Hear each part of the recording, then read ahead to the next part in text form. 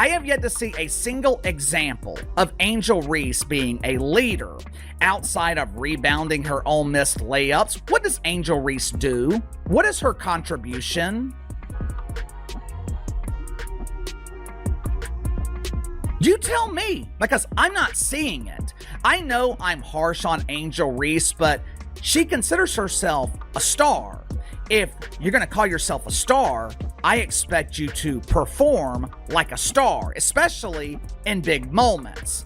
Caitlin Clark was injured. Angel Reese was the only star on the court last night, and for 27 minutes, she completely disappeared. Did you catch what just happened on live TV? Caitlin Clark didn't just play, she dominated, putting on a performance that left Angel Reese in the Chicago sky in the dust. What sparked this explosive showdown, and how did the Fever manage to overwhelm their rivals completely? Let's break it down. In one of the most anticipated games of the WNBA season, all eyes were set on a primetime clash between the Indiana Fever and the Chicago Sky. Well, there's a lot of reaction coming in from last night's drubbing, destruction, annihilation, cremation, whatever you want to call it, roasting, sauteed, whatever your form of cooking may be. But the Indiana Fever absolutely dismantled the Chicago Sky. At the legendary United Center, the stage was massive, the audience packed with nearly 20,000 fans, and the network spotlight blazed with CBS airing the event live on Saturday night. But what was expected to be a showcase of rising stars quickly turned into a shocking collapse, and unfortunately for Angel Reese, she was at the center of the storm. The Fever dominated the Sky in a jaw-dropping 27-point rout that left fans and analysts speechless. The most stunning part? Indiana achieved this without their superstar Caitlin Clark, veteran Sophie Cunningham, or even their head coach. Yet even without their main cast, the Fever were unstoppable. Meanwhile, Angel Reese had what many are now calling the worst performance of her professional career. Angel Reese is now quoted as saying, "I'll look back in 20 years and be like, yeah, the reason why we're watching women's basketball is not just because of one person." She refuses to say Caitlin Clark's name. "It's because of me too, and I want you to realize that." The big stage, the bigger collapse. For Reese, this game was more than just another regular season contest. It was an opportunity to prove her worth as a standalone star, especially in Clark's absence. The narrative building up all season suggested Reese was just as much of a draw as Clark, if not more, according to some voices in the media. She had embraced her fame, thrived under the limelight, and had become a social media magnet, but on this night, all of that hype came crashing down. Reese's final stat line was painfully underwhelming: 4 points on just 2 of 7 shooting in 27 minutes. She added 12 rebounds and 2 assists, but that couldn't mask the brutal inefficiency and missed opportunities. Her performance included 2 missed layups and a blocked shot that visibly rattled her. For someone expected to shine, she instead vanished. Empty seats, empty performance. Perhaps nothing summarized the night more than the ticket prices. When the game was first announced as a matchup between Reese and Clark, ticket prices soared.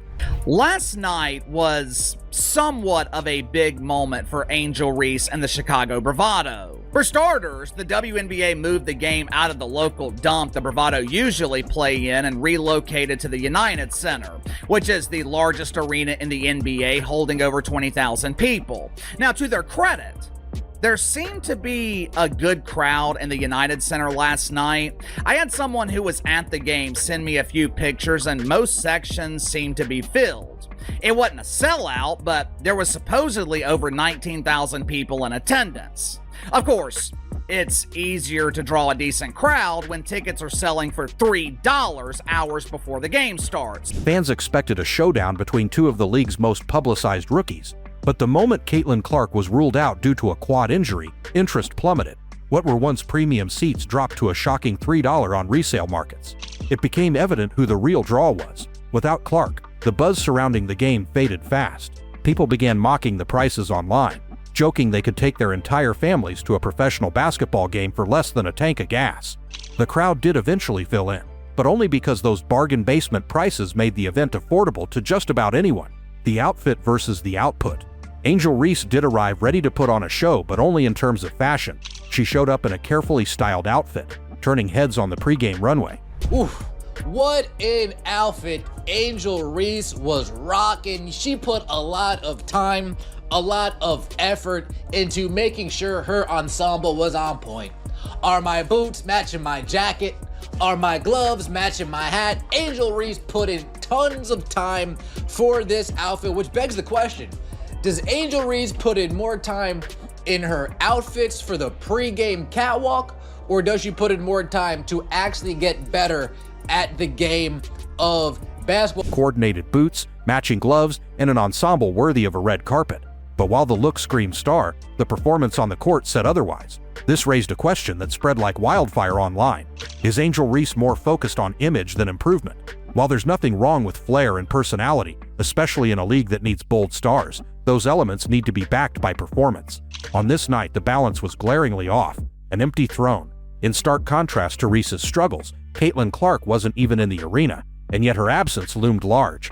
Fans still brought signs for Clark. Some even shouted her name during warm-ups, asking other Fever players for autographs, as if Clark might suddenly appear.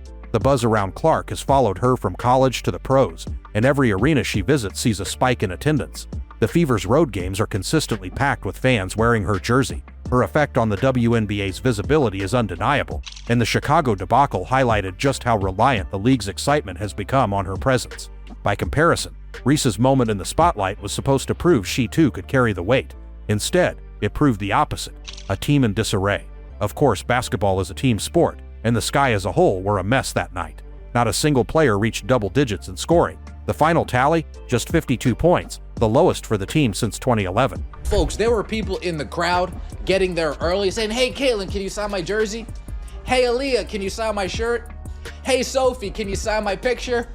There were people asking for autographs in the Chicago Sky crowd that weren't even born yet the last time the Chicago Sky scored this little amount of points. There were people in the crowd who weren't even a thought in their parents' minds at the time that the Chicago Sky last scored at least 52 points, the lowest point total since 2011. The offense sputtered from the jump, never finding rhythm or momentum. But even within this shared failure, Reese's struggles stood out as particularly disappointing. She was billed as the face of the franchise, and this was her stage to shine. Yet she looked confused, hesitant, and overwhelmed. Missed rotations, poor shot selection, and visible frustration added to the narrative unraveling before everyone's eyes. It wasn't just an off night, it was a meltdown in real time. Media hype meets harsh reality. In the lead up to the game, Reese had been active on social media, posting about her appearances, media features, and endorsements. She's embraced her celebrity, and rightly so. She's charismatic, confident, and marketable. But basketball fans, especially those investing their time and money to attend games, ultimately want to see performance. And under the brightest lights yet, network TV, NBA arena, packed house, Reese didn't deliver. Even casual viewers, tuning in for the spectacle, were left unimpressed. It wasn't a loss, it was a letdown. The Caitlin Clark effect. Meanwhile, the Fever showed they didn't need their top stars to dismantle a team in disarray.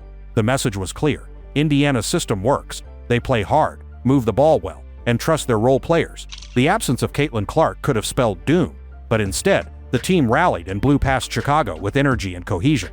And perhaps that's the scariest part for Reese and the Sky. If they couldn't compete with a depleted Fever squad, what happens when Clark returns? Angel Reese, part 38, let's get it! Life throws her lemons, she makes bricks. Bang! PSA to anyone watching, she is right-handed. Right-handed, by the way. She missed the rim by 3 feet, man. Bang! I gotta say, this is my favorite summer sitcom. Pecan? Butter pecan? Bang! Here's a stat. She's been blocked 20 times, and she's only made 21 hoops. What?